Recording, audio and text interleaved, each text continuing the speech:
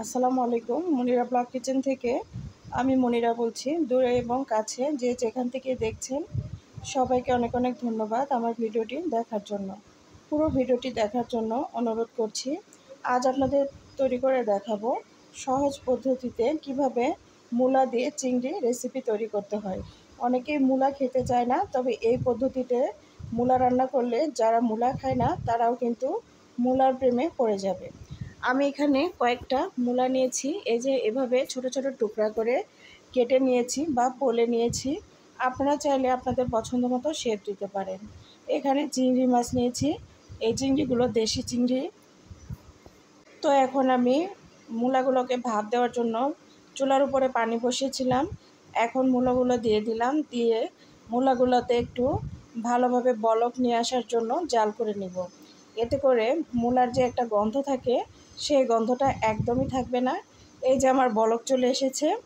এখন আমি একটা স্ট্রেনারের সাহায্যে পানিগুলো ঝরিয়ে মূলাগুলোকে ছেঁকে উঠিয়ে নিব আর মূলাগুলোকে একটু ঠান্ডা করে নিব।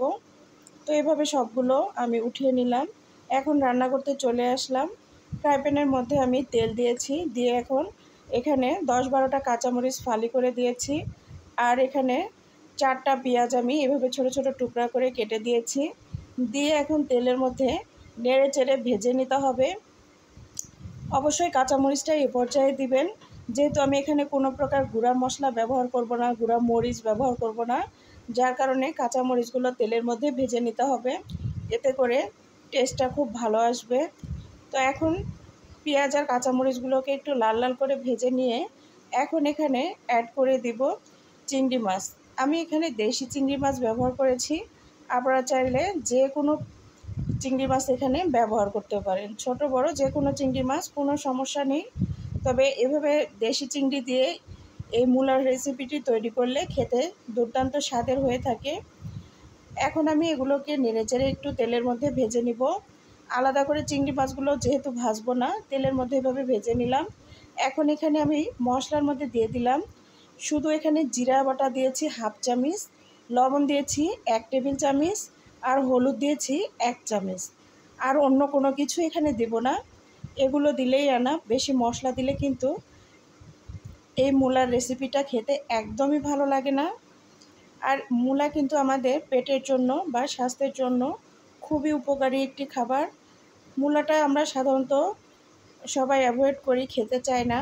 তবে মূলার এই ধরনের আলাদা আলাদা রেসিপি দেখতে হলে আমার চ্যানেলে অবশ্যই ফলো করবেন, তাহলে দেখতে পাবেন আমি মূলা দিয়ে কত রেসিপি আপনাদের সঙ্গে শেয়ার করেছি। তো এখন দেখুন আমি চুলাটাকে মিডিয়াম হিটে রেখে ভালো করে মশলার সঙ্গে তেলের মধ্যে ভেজে নিয়ে এখন এর মধ্যে একটু পানি দিয়ে দিলাম, 1/2 কাপের মতো পানি দিলেই আনা। মশলার সঙ্গে চিংড়িটাকে ভালোভাবে একটু কষিয়ে নেওয়ার জন্যই পানি দিলাম। দিয়ে পানিটাকে একটু শুকিয়ে নিব। যখন দেখবেন এভাবে তেল ছেড়ে এসেছে সেই পর্যায়ে আগে থেকে ভাপিয়ে রাখা মূলাগুলো আমি এখানে দিয়ে দিব। এখন মূলাগুলো দিয়ে ভালোভাবে নেড়েচেড়ে দিতে হবে। মূলাগুলো সবগুলো দেওয়া হয়ে গেলে আমি নেড়েচেড়ে দিব। এখন চুলার আঁচটাকে মিডিয়াম টু লো হিটে রাখতে হবে। হাই হিটে এই কাজটা করতে যাবেন না, রান্না করতে যাবেন না, তাহলে কিন্তু দ্রুত একদমই মূলাটা ভাজা ভাজা হয়ে যাবে, খেতে ভালো লাগবে না। তো এর জন্য মিডিয়াম হিটে এটাকে আমি এখন রান্না করব 15 মিনিটের সময় নিয়ে। 15 মিনিট ধরে আমার রান্নাটা করতে হবে। ঢাকনা দিয়ে ঢেকে দিব, কিছুক্ষণ পর পর ঢাকনা উঠিয়ে এইভাবেই নেড়েচেড়ে দিব। এই যে দেখুন মূলাটা কিন্তু কালারটা চেঞ্জ হতে শুরু করেছে, সুন্দর একটা কালার চলে আসবে মূলার। আবারও ঢাকনা দিয়ে ঢেকে রেখে দিব। 5 মিনিট পর ফিরে আসব। 5 মিনিট পর চলে আসলাম। দেখুন মূলার কিন্তু অনেকটাই হয়ে এসেছে মূলার রেসিপিটি। এখন আবারও এভাবে নেড়েচেড়ে দিয়ে দিতে হবে। এখানে এক্সট্রা করে পানি দেওয়ার কোনো প্রয়োজন নেই। মূলা থেকে পানি বের হবে, বা চুলার আঁচটা মিডিয়াম টু লো হিটে রাখার কারণে মূলার যেই পানিটা গায়ে থাকবে সেটা দিয়েই রান্নাটা একদমই কমপ্লিট হয়ে যাবে। যেহেতু মূলাটা ভাপিয়ে নিয়েছিলাম এর জন্য মূলাটাকে আর এক্সট্রা করে পানি দেওয়ার কোনো প্রয়োজন নেই। তো এই যে দেখুন আমি কিভাবে রান্নাটা করে নিচ্ছি। আবারও ঢাকনা দিয়ে ঢেকে দিলাম। আপনারাও কিন্তু এই সহজ রেসিপিটি একদিন হলেও ট্রাই করে দেখতে পারেন। আশা করি আপনাদেরও খুবই ভালো লাগবে। আমার মূলাটা আর কিছু সময় রান্না করে নিলেই কিন্তু একদম রেডি হয়ে যাবে। দেখুন কত ঝরঝরে হয়েছে। এই রেসিপিটি গরম ভাত বা রুটির সঙ্গে খেতে কিন্তু অসাধারণ লাগে।